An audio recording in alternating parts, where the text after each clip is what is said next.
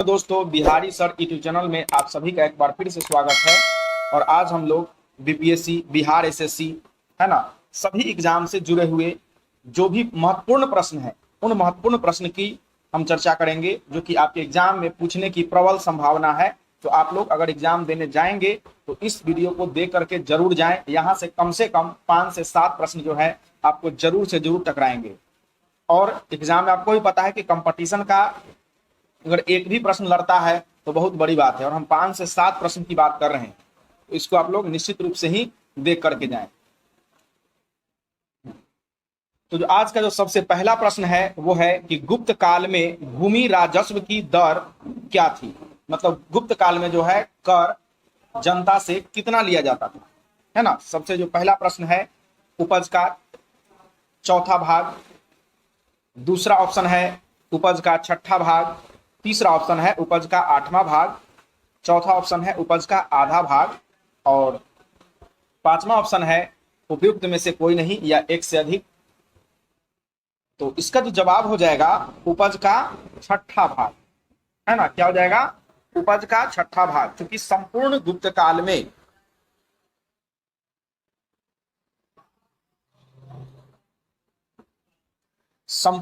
काल में जो है ये टैक्स जो था उपज का छठा भाग था। कितना भाग था? उपज का छठा भाग। ठीक है। नेक्स्ट प्रश्न है कि हर्यक वंश के किस शासक को कुनिक कहा जाता था। हर्यक वंश के किस शासक को कुनिक कहा जाता था? Option A Bimbisara, B Ajatashatru, C Udayan, D Ashoka, E उपयुक्त में से कोई नहीं या एक से अधिक।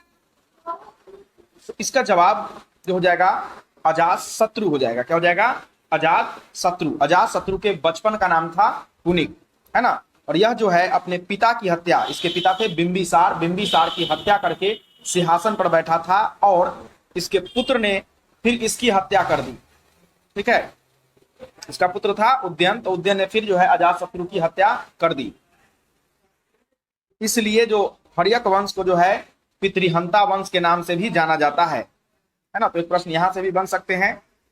अगला जो प्रश्न है वो है कि ऋग्वेद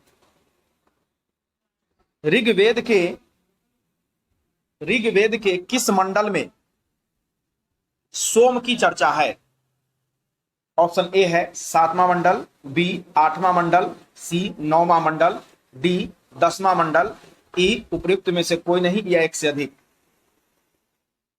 इसका जो सही जवाब हो जाएगा वो हो जाएगा 9वां मंडल, है ना। वनस्पति के देवता सोम माने जाते हैं। ठीक है। तो इनका जो वर्णन है ऋग्वेद के 9वें मंडल में किया गया है। ठीक है। अगला जो हमारा प्रश्न है वो है चौथा प्रश्न, जिसमें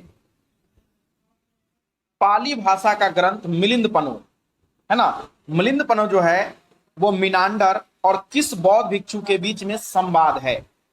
ऑप्शन ए है नागसेन, बी नागार्जुन, सी बाणभट्ट, डी कुमारिल भट्ट, ई उपयुक्त में से कोई नहीं या एक से अधिक। तो इसका जो सही जवाब हो जाएगा वो हो जाएगा नागसेन। कौन हो जाएगा? नागसेन। तो राजा मिलिंद जो थे, मिलिंद को ही मिनांडर कहा जाता था, है ना। तो उनके और नागसेन के बीच में जो प्रश्न और उत्तर है ना, उसी को मिलिंद पनो में लिखा गया है। ठीक है। मिलिंद पनो का अर्थ होता है मिलिंद के प्रश्न, और नागसेन उसका जवाब दे रहा था। तो हम लोग अगले प्रश्न की ओर बढ़ते हैं। अगला प्रश्न है हमारा 5वां नंबर प्रश्न,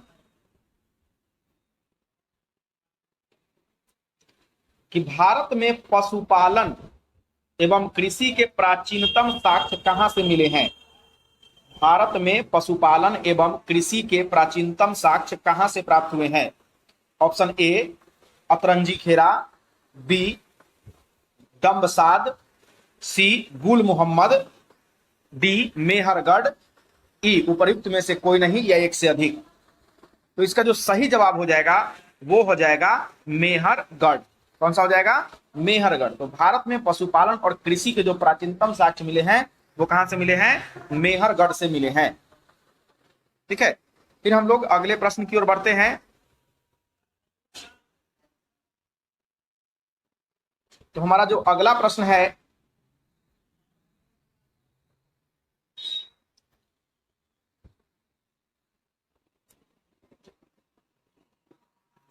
वह कि भगवान बुद्ध के महापरिनिर्वाण के बाद पहली बार कौन सी बौद्ध संगति हुई थी, है ना। और पहली जो बौद्ध संगति हुई थी वो कहां पे हुई थी?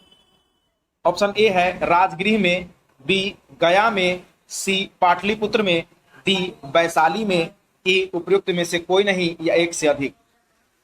तो सबसे जो पहली बौद्ध संगति हुई थी वो हुई थी राजगृह में। कहां हुई थी? राजगृह में हुई थी, ठीक है। और इस समय जो शासक थे, है ना, जो पहली बौद्ध संगति के समय शासक थे उनका नाम क्या था? उनका नाम था अजातशत्रु। क्या नाम था? अजातशत्रु। अजातशत्रु के शासन काल में ही जो है पहली बौद्ध संगति हुई थी, है ना। आप लोग कमेंट बॉक्स में कमेंट कीजिएगा कि बुद्ध की मृत्यु जो है कहां हुआ था और बुद्ध के मृत्यु को किस नाम से जाना जाता है। बुद्ध के मृत्यु की घटना को किस नाम से जाना जाता है, इसको आप लोग कमेंट बॉक्स में कमेंट कीजिएगा, ठीक है। अगले प्रश्न की ओर हम लोग बढ़ते हैं।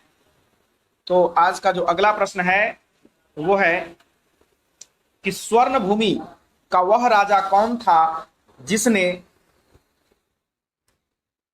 स्वर्ण भूमि का वह राजा कौन था जिसने नालंदा में एक बौद्ध विहार की स्थापना की तथा उसके रख रखाव हेतु अपने दूत द्वारा देवपाल से 5 गांव दान में देने के लिए प्रार्थना की थी, ठीक है। अपने दूत को भेज करके जो है वो देवपाल को 5 गांव दान में देने के लिए जो है सो प्रार्थना की थी। वह कौन सा राजा था?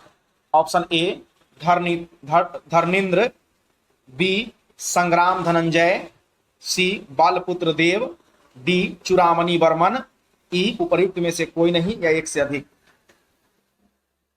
तो दोस्तों ये जो राजा थे इनका नाम था बालपुत्र देव। बालपुत्र देव ने ही जो है अपना दूत भेज करके, ठीक है, स्वर्ण भूमि का वह राजा, स्वर्ण भूमि कहा जाता है किसको? श्रीलंका को, है ना। तो श्रीलंका के वह राजा, ठीक है, कौन थे? बालपुत्र देव थे। अगले प्रश्न की ओर हम लोग बढ़ते हैं। तो अगला जो प्रश्न है कि सिंधु घाटी सभ्यता की सबसे महत्वपूर्ण विशेषता क्या है?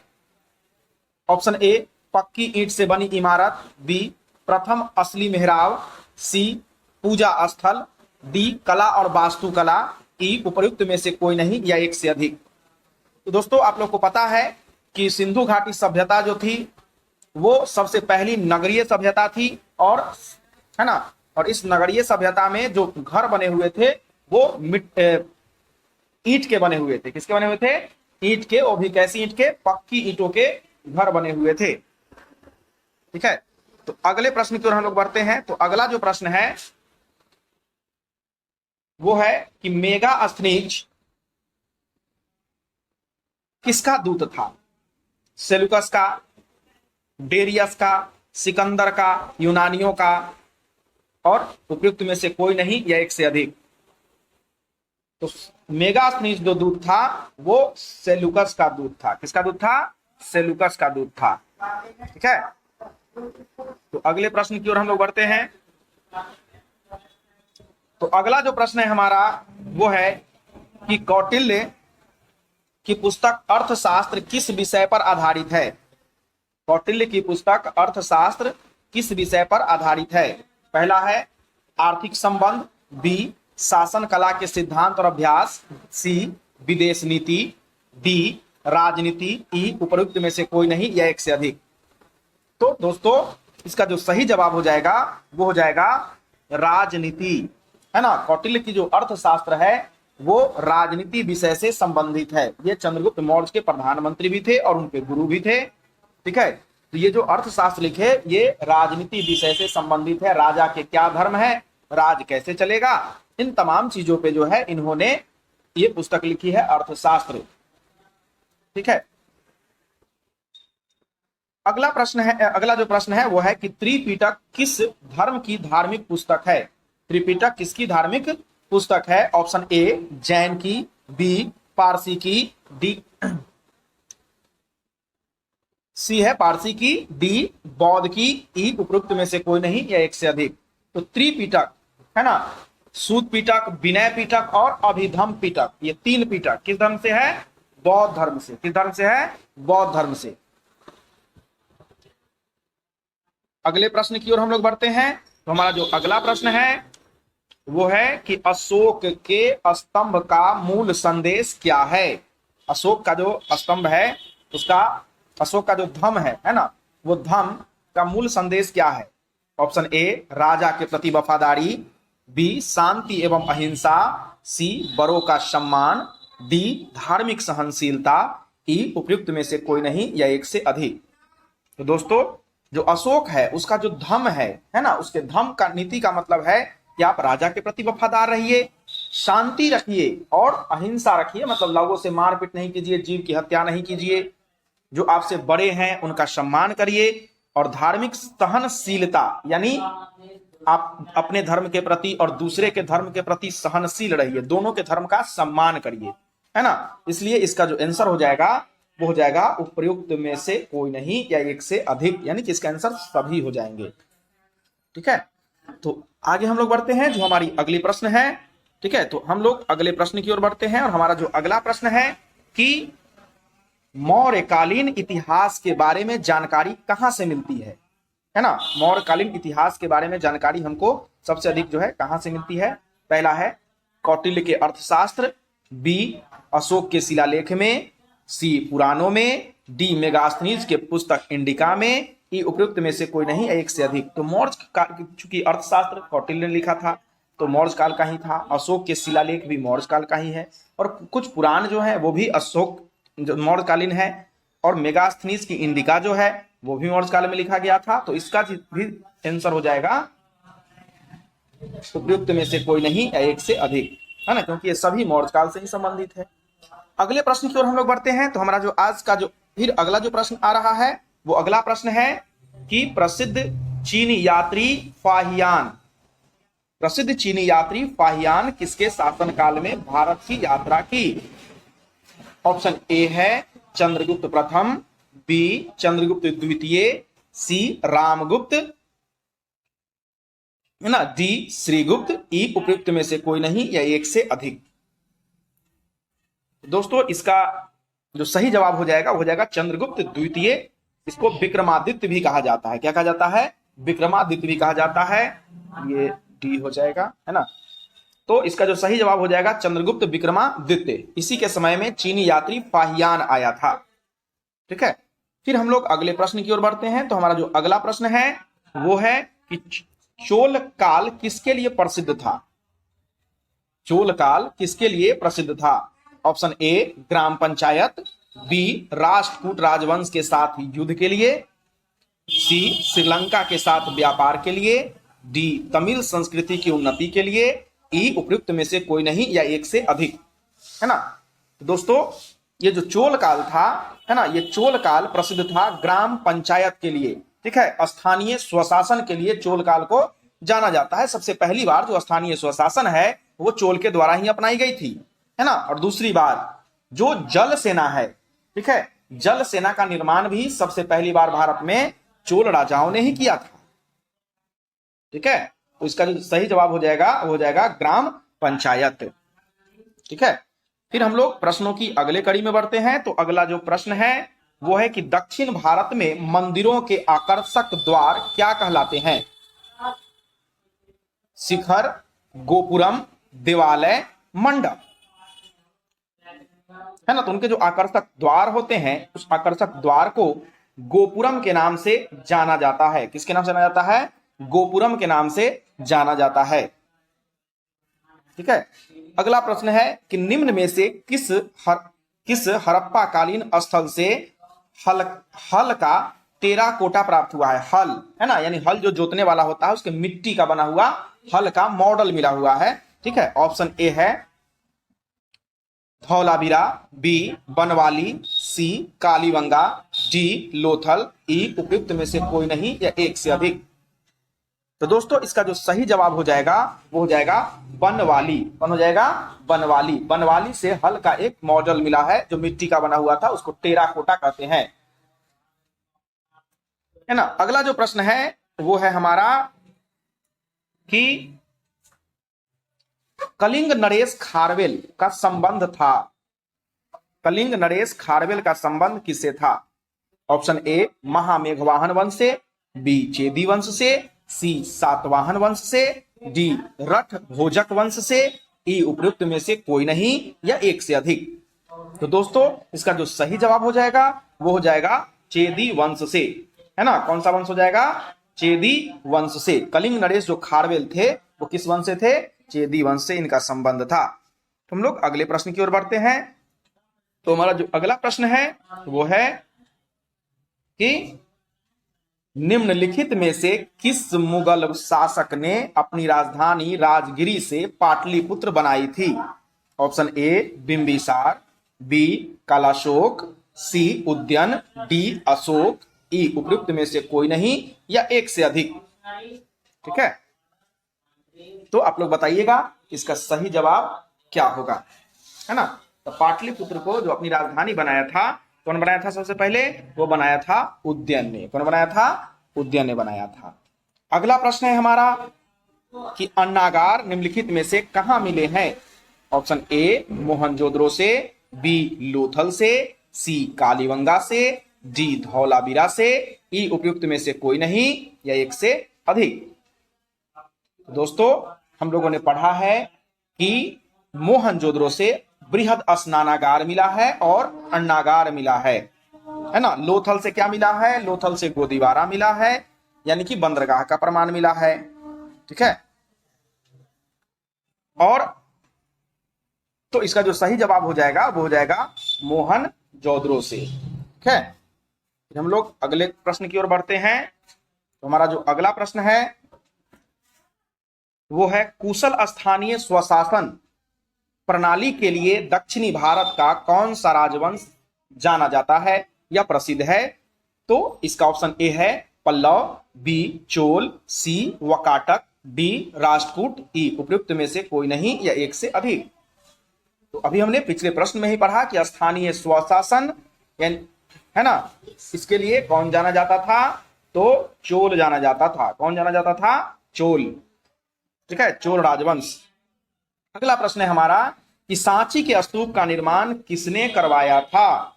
Option A Ashoka, B Kanishka, C Bindusara, D Chandragupta Maurya, E उपयुक्त में से कोई नहीं या एक से अधिक।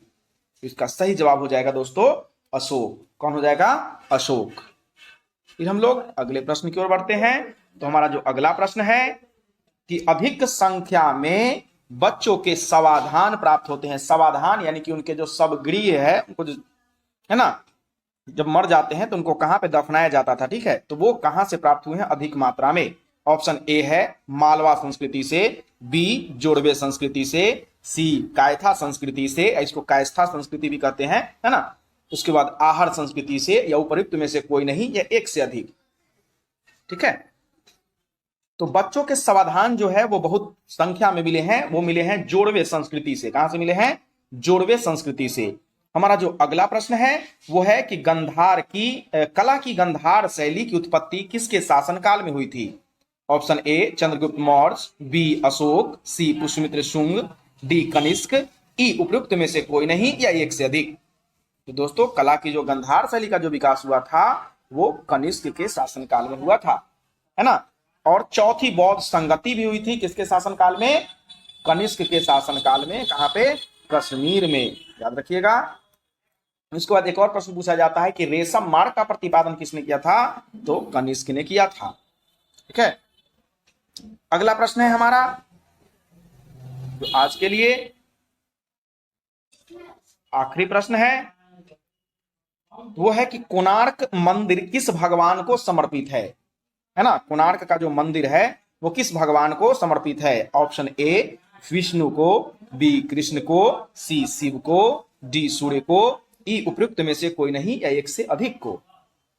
तो दोस्तों इसका जो सही जवाब हो जाएगा वो है भगवान सूर्य को, है ना।